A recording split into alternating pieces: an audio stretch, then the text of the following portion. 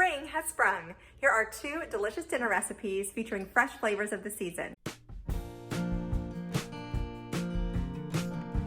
If you're new to my channel, don't forget to subscribe and give this video a thumbs up. Let's cook! For this ham and asparagus casserole, I'm starting with 1 bunch of fresh asparagus that I washed and dried. Then I cut off the tough ends and chopped it up.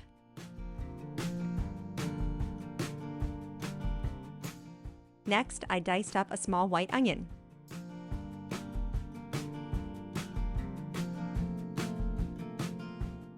For this recipe, I'm using a ham steak, so I cubed that up and just removed a little bit of bone that was still there and some of the fat in the middle.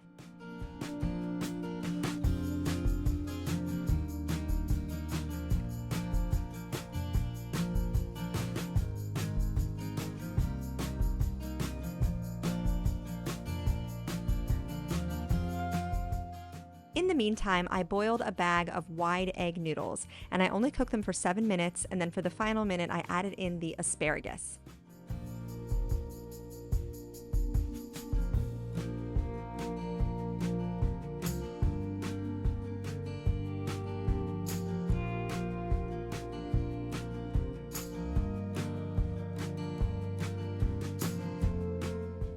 Next, I made the creamy sauce for this casserole. So that's 1 cup of whole milk and 1 cup of chicken broth.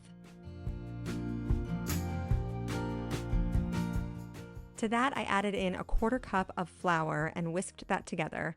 And once this mixture hits the heat in the pan, it's going to thicken up because of that flour. So it gets nice and thick and creamy. And then to season this, it's just salt, pepper, and some dried thyme.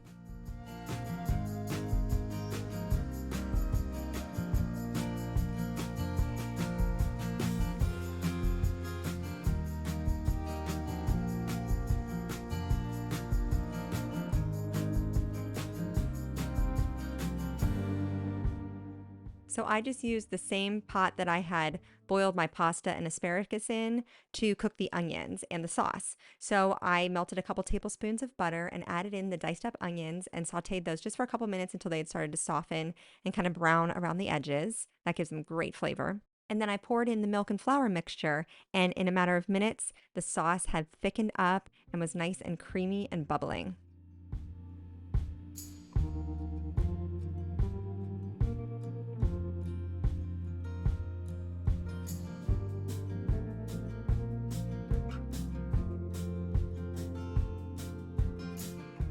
To assemble the casserole, I lightly sprayed the inside of my casserole dish. This is approximately 13 by 9 inches, I believe. And then I poured in the cooked noodles and asparagus. Obviously, I did that before I cooked the onions. You can see the pan there, but that's okay. And then I topped it with the cubed ham and poured that creamy sauce all over the top.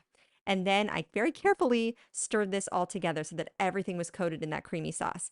I will say I probably should have made a little bit more of the sauce because I think the recipe only called for 8 ounces of the noodles, and I did the entire bag, which was either 12 or 16 ounces. But it still had good flavor and everything was able to be coated in that sauce. Now there is a topping for this. It's very easy to make. You just crumble up in a food processor 1 slice of white bread, a little bit of parsley. This is kind of semi-dried, semi-fresh parsley. It's a neat product because it lasts a little longer, but it has a fresher taste than dried parsley, and some Parmesan cheese. And then you just grind that up into little crumbs and sprinkle that all over the top.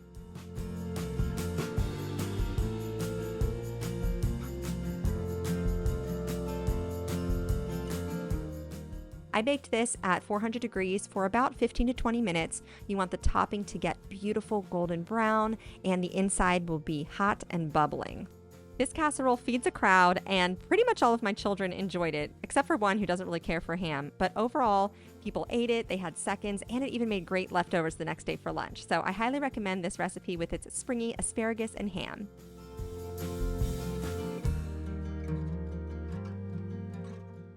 This chicken salad recipe has the most incredible flavor, and it's because of this sauce. So I saw this recipe a while ago.